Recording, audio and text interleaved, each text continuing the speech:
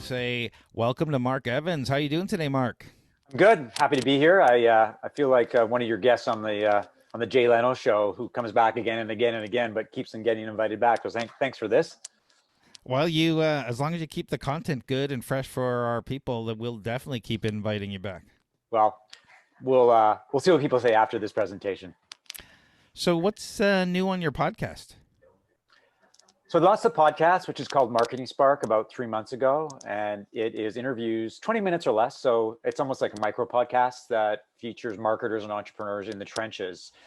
What I found really interesting about the whole podcast experience is how enthusiastic people are to be actually on the podcast. So I've reached out to all kinds of people across North America and had no one turn me down. And so it essentially has given me an excuse to have great conversations and establish real connections with people, not just these social media connection request kind of relationships, but actually people that you talk to and you develop digital friendships, if we can call it that these days.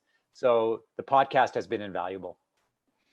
And can you tell everyone about, because I didn't see it in your slides, about your book, Marketing Spark? So it's about a year old, but it's relevant. Although I do plan to update it fairly soon, and it really is a playbook or a guidebook for marketers, for entrepreneurs to embrace marketing. So marketing can be fairly intimidating. It's easy to talk about marketing and the power of marketing, but to actually do it is a completely different animal. So what I tried to do is really make it user friendly.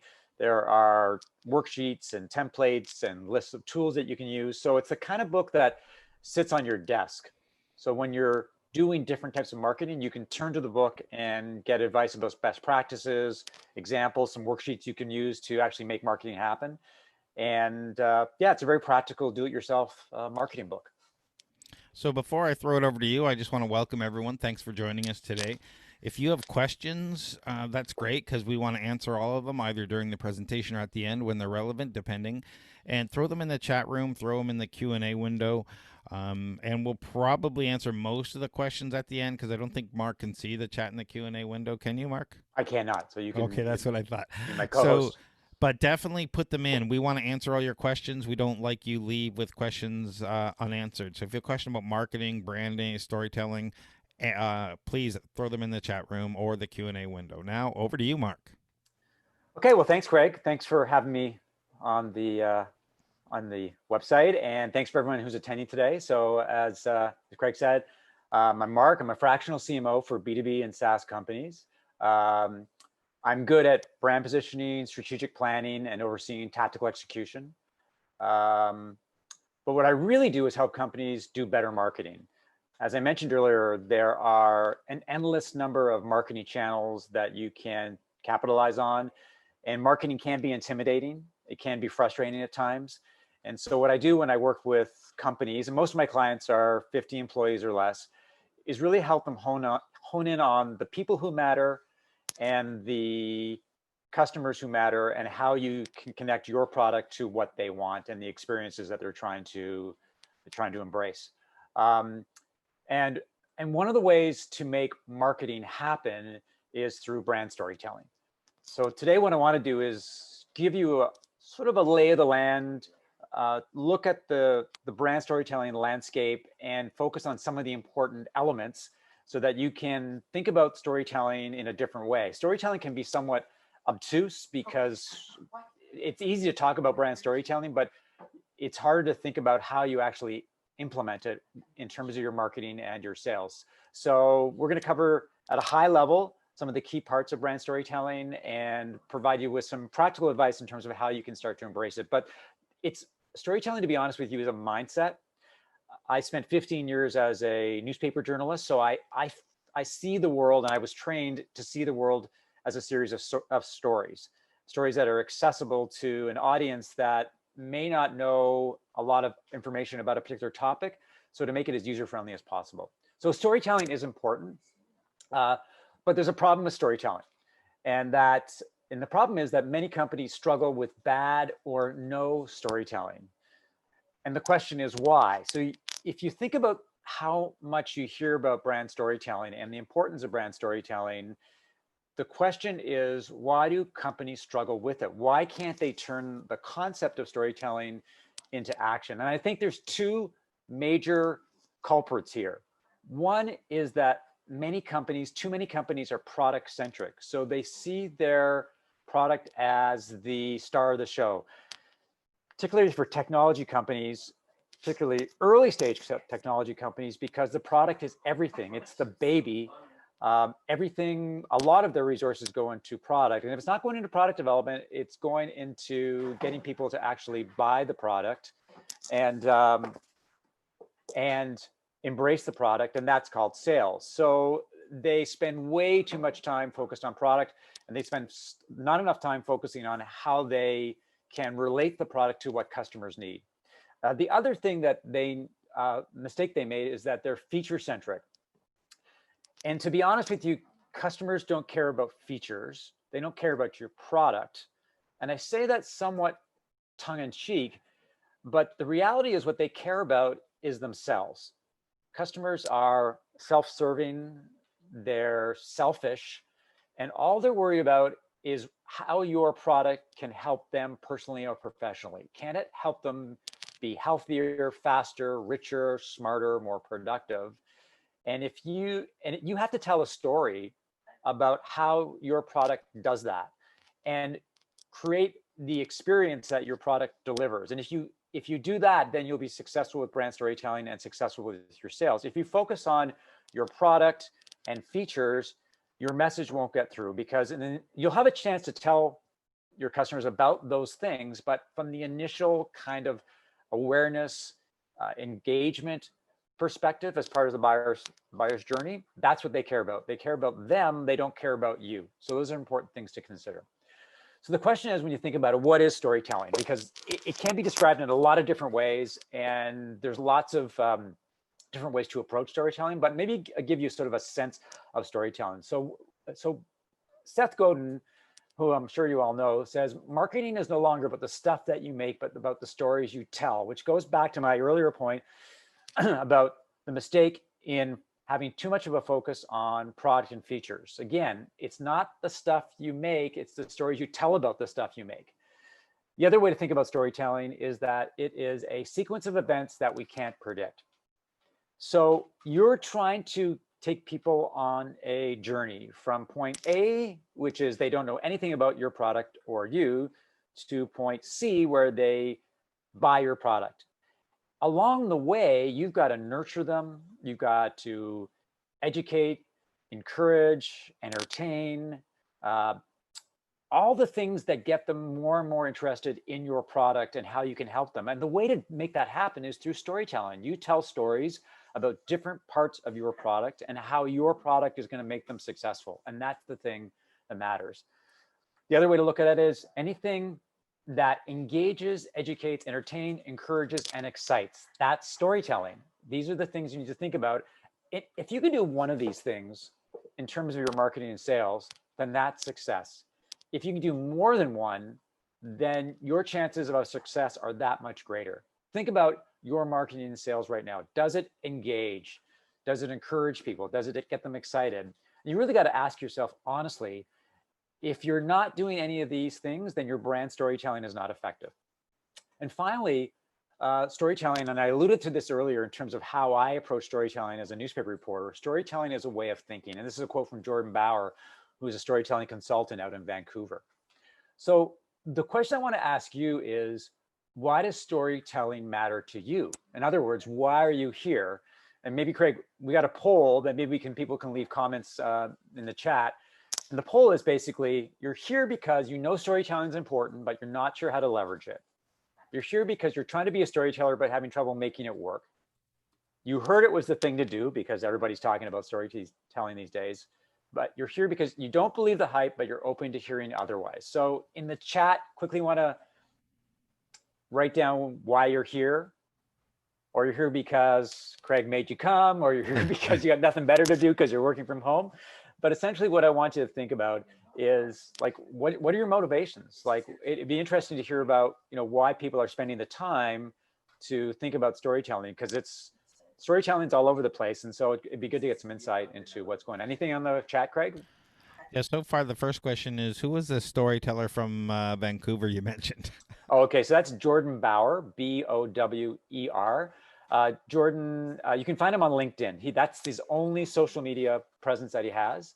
And he does, I think his brand is something around transformational. I had him on my podcast. So if you go to Apple podcast and you search for Marketing Spark, you'll find the interview with him on the podcast. It's a great podcast, not because I was a great interviewer, because Jordan has some really, really good insight into storytelling and why it matters these days. So it's a definite here, because he's a great speaker. And so we've got a couple of responses. One is we're starting a business and have no idea how to make a story and do storytelling. And another one is learn about how to create a story. Great, awesome. Okay, well, we'll do that in the rest of the webinar. Okay, so the question is, what's your story? And really want to hone into storytelling and why it matters and how to do it. So number one is facts don't matter. The reality is that stories matter. And this is why. So according to a Stanford study, stories are up to 22 times more memorable than facts and figures alone. Think about that.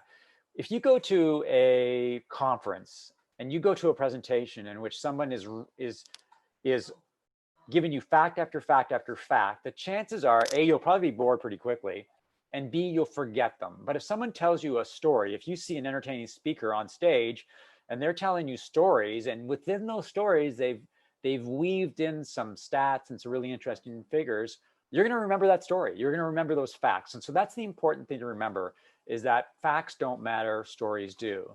And the other thing, and going back to my whole thing about a mindset, is that everyone's a storyteller. That's the thing that you have to believe. With the right approach, everybody can be a storyteller. In fact, we are all storytellers. There was a study out of, I believe, England, that showed that we spend 60% of our conversations are telling stories. We tell stories about the things that we've done. We tell stories about work. We tell stories about our colleagues. We tell stories about celebrities, which is otherwise known as gossip, but we're telling stories all the time. So you have to think of yourself as a storyteller. And the other thing is that storytelling is easy.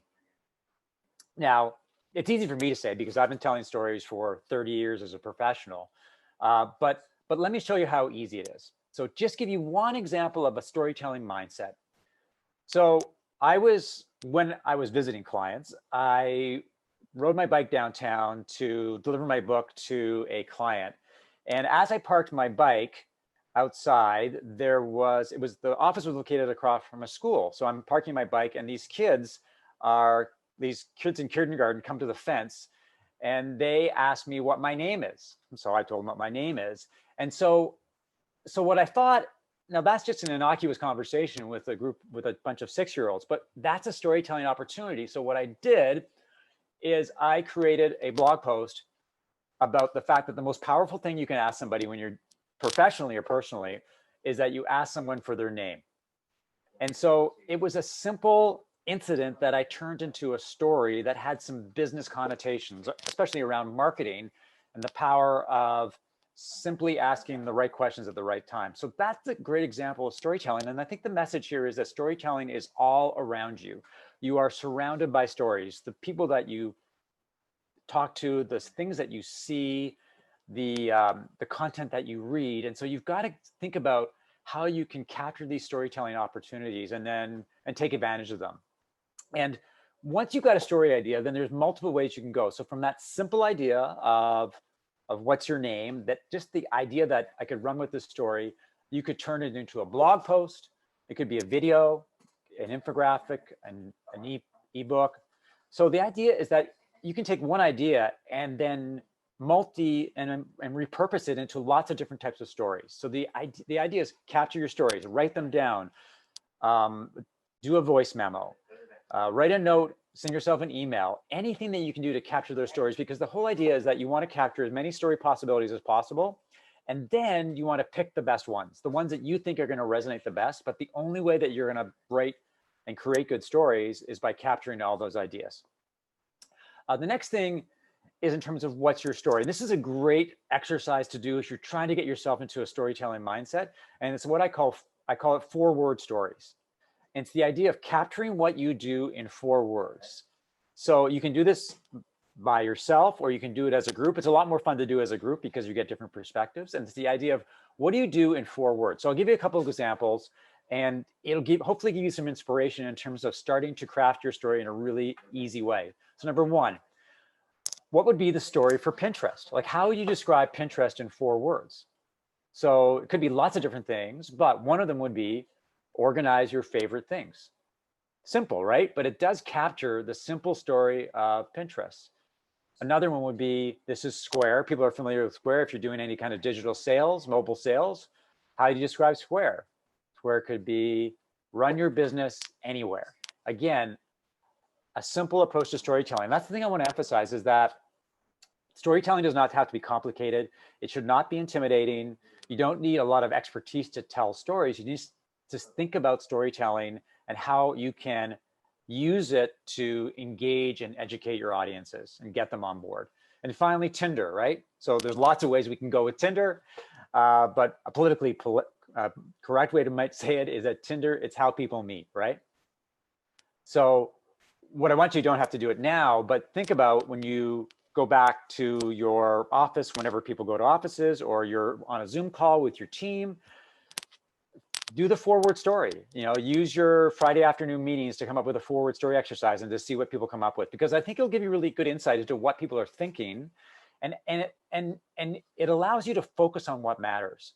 Like, focus on the true value of your brand and how you can deliver value and how you can engage your audiences. Because if you force yourself to only use 4 words, then a lot of stuff won't matter. A lot of stuff that's not important will actually get tossed to the side, and you can focus on what's important. Once you got that 4-word story, then things then you kind of amp it up a little bit, right? And you write a 10-word story.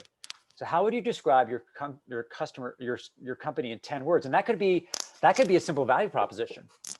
You think about, what do you do? Who do you serve? Why does it matter? If you can do that in 10 words, that's a great way to simplify your story. Then why don't we take it to the next level? And this is an exercise that you do. What's your story in 25 words?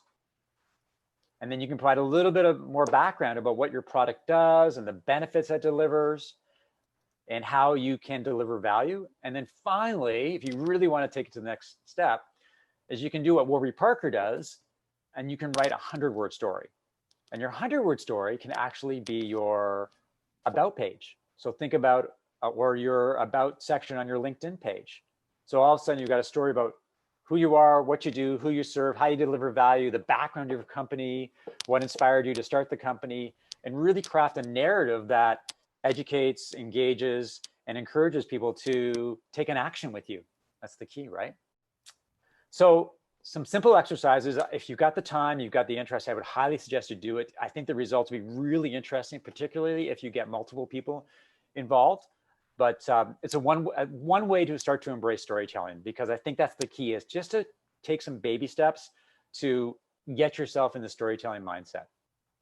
So storytelling matters for a lot of different reasons. Number one is that people, when they visit your website, people have an attention span, according to research, and this may be urban myth, that it's 7 seconds or less, right? That Microsoft research suggests that people have an attention span of 7 seconds, which doesn't give you a lot of time. And apparently it's shorter than the attention span of a goldfish. How you can find the attention span of a goldfish, I don't know, but that's the reality. The other thing that the number that matters is 100,000, and that people hear and read more than 100,000 words a day of content: TV, radio, social media, video games, text messages, web, podcasts, and the list goes on and on. So imagine what you're competing with out there with all those other brands. And if you're not telling stories, then you're not going to break through. Stories are remembered and shared. So a good example is there's an island in the Caribbean that's inhabited by pigs. And the story goes is that at some point in time, someone decided that they would bring pigs to this island. And the question was, well, how do these pigs survive on an island? Well, what do they do for food? And so the story is that the tourist boats would come to the island to see the pigs, and they started throwing their garbage overboard, their food scraps overboard. And And on these islands, one of the things about these pigs is they swim, and they were trying to figure out, well, how do these pigs swim? And what the pigs would do is that when the people threw their food overboard, the pigs would swim to the food. And that's how these pigs decided to learn how to swim, because it was out of necessity. And so you've got this island of swimming pigs. And the story goes is that it was all because of tourists trying to encourage them to try to feed them. So that was another example of great storytelling. And so storytelling increases the value of your products, right? It really is the ability to put your products in a different context. Storytelling also makes the complex simple, right? So if you look at this slide, this is a slide that features turbines from General Electric. So these are powerful, complex technology. And what General Electric does is they use Instagram to create these beautiful photos. They're taken on iPhones, ironically, and it allows people to get a sense of the power of a GE turbine. And so you don't have to tell the complicated story. You don't have to use words or videos. You can actually use simple images to tell the story. Stories make the boring interesting. This is an ad from the 1970s about toilet paper. How interesting is toilet paper? Although these days with COVID, toilet paper is a lot more interesting than it used to be. But it was the whole idea. This was for Charmin, and this was a grocery clerk, and he would get upset because Charmin was so soft that people would squeeze the toilet paper, and he didn't want them to do that. So the whole narrative around this pesky manager and his obsession with people squeezing the toilet paper, it was a great story. I mean, imagine telling a story about toilet paper, and if you can do it, that's great. As I mentioned earlier, stories entertain, and most important, and this is the thing about storytelling for the sake of storytelling doesn't matter, right? Stories make people do things. Whether you want them to download something, read something, buy something, whatever you want them to do, stories are the things that make people take actions. And so I don't want people to embrace storytelling just for the sake of storytelling, but do it because it matters. Do it because it's going to move your business forward. A quote that I like about storytelling is from Jay Baer. And Jay says that stories have zero intrinsic value. So you think about that. I've been telling you the fact that stories matter and you've got to embrace storytelling. And now I'm telling you that stories have zero intrinsic value. And the factor is the story isn't what matters. It's what the story creates that matters, and that's emotions, right? The reality is, when you think about it, people make decisions based on emotions. So we buy things because of the way it makes us feel. And as much as we like to think that we make decisions based on logic, that usually isn't the case. We lead with emotions, we think about it from a logical perspective, and then we go back to our emotions. A great quote from Maya Angelou was, people don't always remember what you say or even what you do, but they always remember how you made them feel, right? So the reality is that we are feeling machines that think. We are feeling machines that think. We are not thinking machines that feel. So go back again. We are feeling machines that think, not thinking machines that feel. It's a difference. So it's all about your emotions. It's all about connecting with your audiences. Sometimes you got to make them happy. Sometimes scare them. Sometimes get them excited. Sometimes, make them curious. Whatever it is, you got to tap into their emotions, right? So think about it this way. With Apple, and the reason that Apple is so popular and one of the biggest companies in the world is not because their computers are better. Arguably a Dell or a Lenovo is just as good as an Apple. I'm probably people in the crowd who are Apple users are going to reject that notion, but Apple makes people feel something. It makes them feel like they're part of this tribe. It makes them feel like they're kind of hip and cool. And it goes back to the old Apple versus PC ads. The PC guy was a nerd. He was a corporate guy, and the Apple guy was cool and hip. Well, who do you want to be? Do you want to be the nerdy guy, or do you want to be the hip guy? So it's all about feelings, and they did a remarkable job doing that. Another example is think about BMW versus Toyota, and the feelings that buying a BMW evokes versus Toyota. BMW makes you feel powerful. You own the road, which is why BMW drivers probably drive like crazy people when I'm on my bike. And if you're driving a Toyota, it's a nice, safe, conservative car that's very reliable, but it's all about feeling. Some people want to feel safe and reliable, and some people want to feel powerful and in control of the road. So that's the power of feelings. So a little exercise for you to do when you go back to the office or after this thing is, how does your brand or product make people feel, right? So think about it. think about the different things that you're trying to talk to them about, and how do you actually connect your brand to how people are feeling, right? It could educate them, it could make them happy, it could delight them, whatever it is, hone in on the emotions that you're trying to tap into. The other thing that is important about storytelling is that storytelling are about experiences. And I mentioned earlier about trying to create an experience that your product delivers. So you think about Airbnb, for example. Airbnb tells stories not about the fact that it's an online booking service or to stay in places around the world when we can travel again, but it's about the experience of enjoying and getting the most out of travel. The people that you meet, the foods that you eat, the experiences that you have. And the reality is that storytelling and branding is really about capturing life's most exciting moments and sharing them with others. And that's what it's really all about, right? So we look at Airbnb again, it's about experience different, right? Or you look at an example like Zappos. It's about the experience or the customer experience and the fact that they make you feel and they show you what a different experience would look like in terms of shoe buying. And another example of going back to Airbnb is the experience. And this was something new that they introduced, well, probably a little while ago, but it's that they were, in addition to giving you places to stay, they were actually showing you experiences that you could have when you were in different places. So this is for axe throwing, right? So experiences matter. And what you're trying to do is really sort of draw a connection between your product and the experience that it delivers. So let me focus a little more on the practical side of storytelling. And there are a few things that you need to think about in terms of how you can drive your storytelling forward. So storytelling happens in different ways through different channels, but there's a few fundamentals that you can embrace, particularly if you're an early stage company. Number one is origin stories. And the fact that people love to hear how your company started. They want to know, like, what sparked you to actually start your company? Was it someone that you met?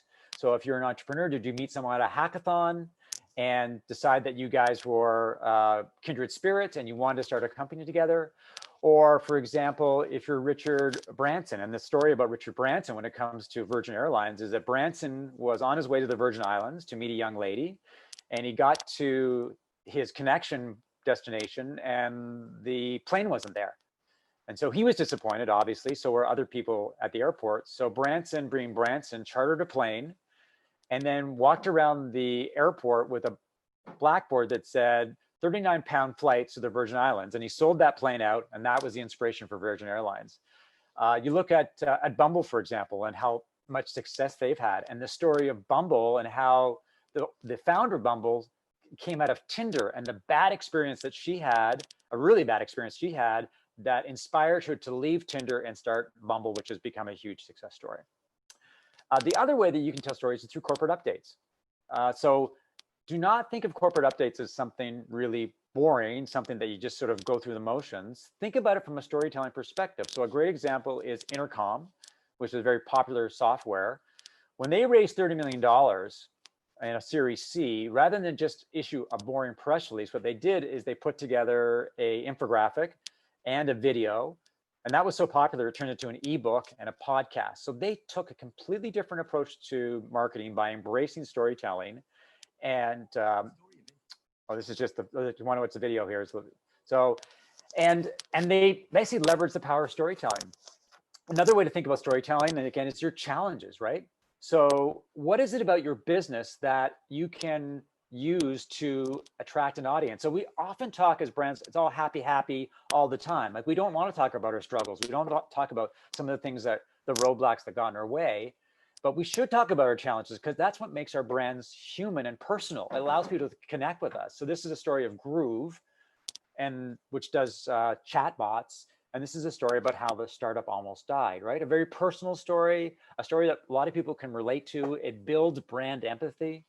It allows you to connect to the founder and the company itself. So it's not just another software company. It's a software company with a personality. There's a story behind the story. I also recommend that you tell stories about your people. So we've all got people who are doing interesting things personally and professionally. So a good example is a company like Salesforce, which talks about how its people, and this is via Instagram, how its people are contributing to the community. And so what they do is they celebrate their employees, they celebrate their passions, their interests, the things that they're doing in the community. And again, it's about personalizing the brand. Because when you think about it, people buy from people. People don't buy from companies. And so you buy from people that you know, you trust, you like, you can connect with. And so why not put your employees in the spotlight? Why not celebrate some of the things that they're doing? Another example is from Johnson & Johnson and talking about their executives and their stories, where they came from, what motivates them, the success they've had. So it's another way to leverage what you've got within your arsenal, within what you've got internally. Stories about your customers. Obviously, when we think about that, we think about case studies, which is great. And so you look at a company like HubSpot, for example, they do an awesome job with case studies in terms of telling people, how they helped the client, the results that they saw. So case studies are still important. They still matter. They still resonate from a marketing and sales perspective. And so you should craft stories around your customers. Don't have to necessarily follow the template, problem, solution, results. You can actually craft different kinds of stories. Again, Airbnb is a great company when it comes to stories about their customers or the people that work for them. This is Judith. She's a host in New York. This is a story about Judith. And this is the stories about other people within the community, right? So you can talk about your customers in different ways. You can photographs, videos, case studies, however you want to do it, leverage the stories that you have that are right in front of you if you just seize the opportunities. And then stories by your customers. In terms of, this is an example, this is GoPro. A lot of GoPro's marketing are stories that they collect from their customers, or even better, stories that their customers submit. So your customers are using your product in lots of different ways. Why not tap into them? Why not get them to tell you the success that they're enjoying? Let them tell stories that put your product in the spotlight. And finally, you can tell stories about the competition.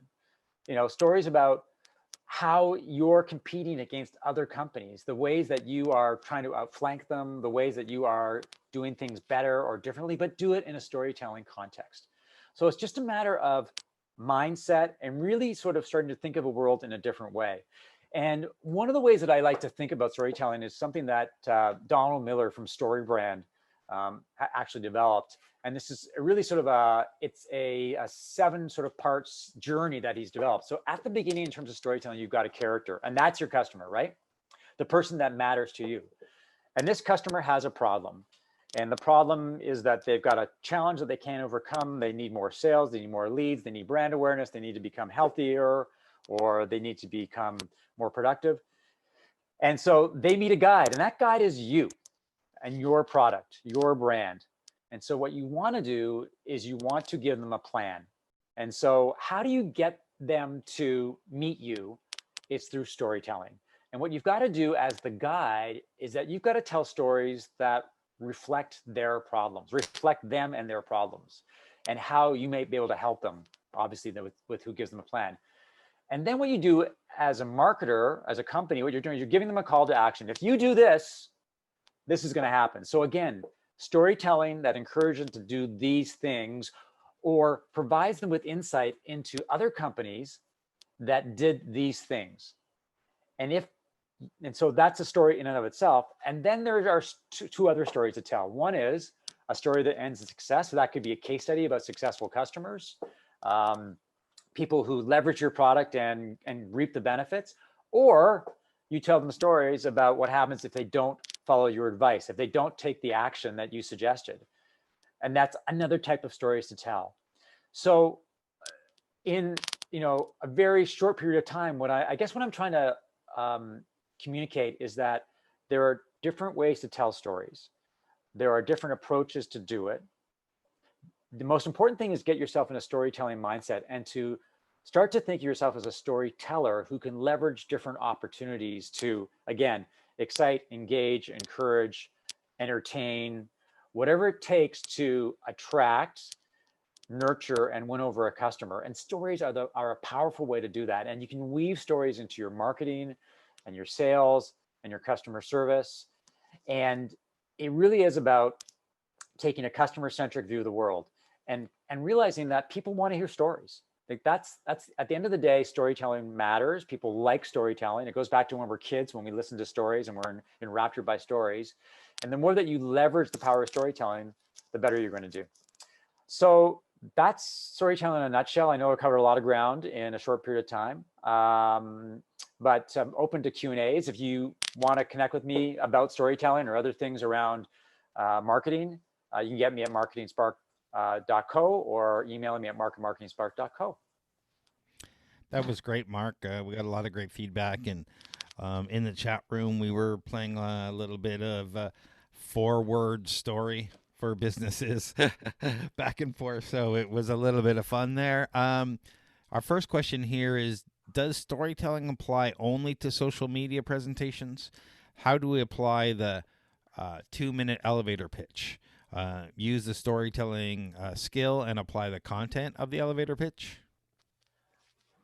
Storytelling can be done in a lot of different ways. I mean, a story can be weaved into a video or an infographic or social media update or a blog post. The whole idea is that what you're trying to do is you're trying to craft a narrative that reflects the needs and interests of your target audiences, and do it in a way that engages them. Like, it can't be just about your product and the facts about your product, but really has to be a story about how your customers are using your product and the value they're getting from it. And but that's a good question, because storytelling is sort of a multifaceted animal from a sales and marketing perspective. Like, think about a sales deck, for example. What's going to work more? Here are our product. This is how it works, and these are the features and benefits. Or here's a customer. This is the problem they had, and let me tell you a story about how our software helped them make them successful. That's a great story. That's a story that people can relate to, because as I said, they don't care about your product. They care about themselves. So if your stories can reflect how customers are using your product and the stories around that, then I think you can tell that story in lots of different places. Yeah, and I think you can. Was it Hemingway? I would like to wrap this down to the elevator pitch. A story is for everything, and I think Hemingway's shortest story, and forgive me if I got this wrong, and you might know this, Mark, is for sale, infants' shoes, never used. Never used. Yeah, it's a great story, right? 6 letters, 6 words, or something. So it doesn't have to be your elevator pitch. It evokes that emotion, and you see what's. You have all sorts of visions and stories just because you said that. And going back to your the 4-word story, I like the one that we came up with. It's like your business's bulletproof vest. For a security business. So it was just kind of visually trying something to it. You can tell a story with some very simple words. So it's important to kind of keep that into all your messaging.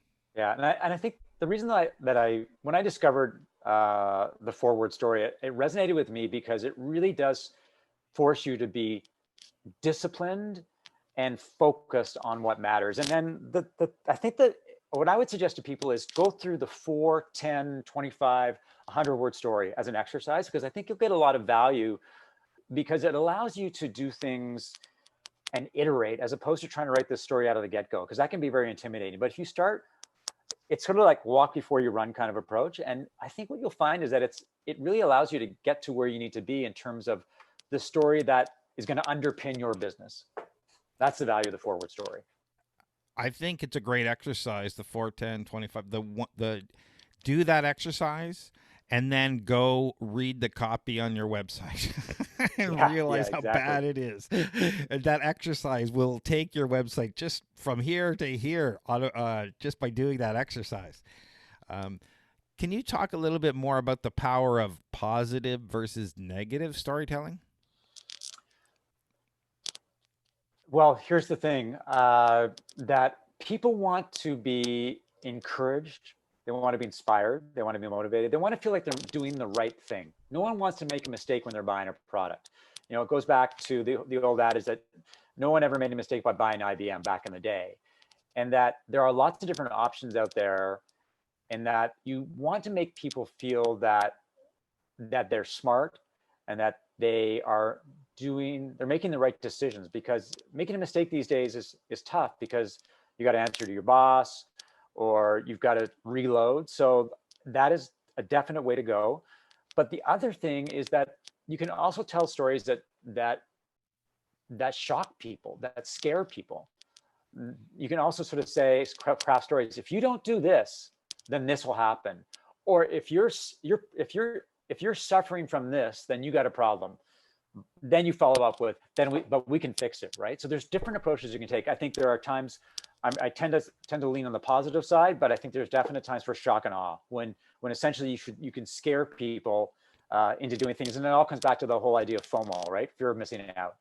That if you're in this camp, then you're going to miss out on what's going on over here. So yeah, there's a definite mix, but I don't think you want to be too negative. Yeah, and it depends on what you're trying to accomplish. You can you can really get some interesting stuff done with some negative Facebook ads, but that's a whole. I'll tell that story when I'm not recording. Um, one of the questions early on was: are stories the problems that you, Mark, solve? Do I solve stories? I Yeah. help I help companies craft stories, and I take a very customer centric approach to that, because again, I don't think that stories should be about a company's product or features. I think they need to be about a customer's problems and how fundamentally how you solve them, how your product solves them. So a lot of I think I think far too many companies are not customer centric. I don't think they know their customers well enough. I don't think they understand what their customers want or need. And so if you're telling stories about how you can solve their problems, and those stories are going to resonate, because that's what they want. They want their problem solved. Agreed. And if they're looking at your website or whatever your marketing material is, that happens to be in front of them right now, and if they don't think they can solve your problem, they're gone. So you really have to capture that. So let's just say I go through this 4-word, 10-word, 20-word, 100-word exercise. How do I know that I've actually done a good job? What are the best practices to say, okay, I haven't just listed a bunch of features here? So what I would do is I would go through the exercise, and I think doing it as a group is probably a very powerful thing to do, because you do want different perspectives. Not everyone's going to think the same way that you do. And the exercise is that if you starting to get different perspectives, then you've got an alignment problem. Is that you've got people who are telling versions of the truth, and that's a problem when it comes to sales and marketing, because you're not consistent in terms of how you tell your story. So I would craft the story. So you can start with 4, 10, and 25. And then what you want to do is you want to test it. You want to go out to people who don't have biases, so they're not your friends. Somebody who can give you constructive feedback on whether they get what you do. They understand what you do, who you serve, and why it matters. Now, a forward story is going to be a bit of a challenge, but what you want people to do is you want them to be engaged and interested. And so the ultimate test for a 4-word story or a 10-word story or a 25-word story, the ultimate test is someone who says, how do you do that? Or tell me more, or that sounds interesting. And I think those are simple tells that your story is resonating and has actually got people interested, or they're curious. If they don't understand what you do, and they don't understand like why it matters to your potential customers, then you got a problem. That's just a very simplistic way to do it. You can do that through Facebook advertising. You can do that through lots of different ways. You can use some usability services. There's lots of different ways to do it. And Craig, I'm sure you've got some advice on that. But yeah, you really want to find out whether people actually get what you do. Yeah, I agree. And it's so important that people understand what you do. And not only that, that people remember. And doing a lot of pitch competitions, meeting a lot of startups at events, meeting a lot of different companies, the ones I remember, the ones that have a very good, succinct story. Because a lot of people have two-sided marketplace, a lot of people have this, a lot of people have that. But if you can tell that story, those are the ones I'm going to remember.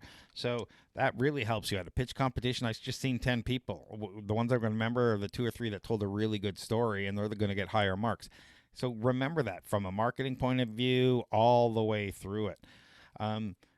How how do you know? Again, I'm sorry to go back to the 25, 100 word exercise, and I only do this because you're going to have to create different content sizes. How do you know that it's the same brand voice when you go from 100 words, from 25 words to 100 voice? How do you keep that messaging the same, or your voice the same? Um, I think it. I think once you start the 4-word stories, I mean, you get a sense. It gives you sort of a starting point, and the 10-word story builds on it. I mean, it's a bit of a, as I said, it's an iterative process. I wouldn't worry about brand voice, to be honest with you. I think the initial priority is to get the story down.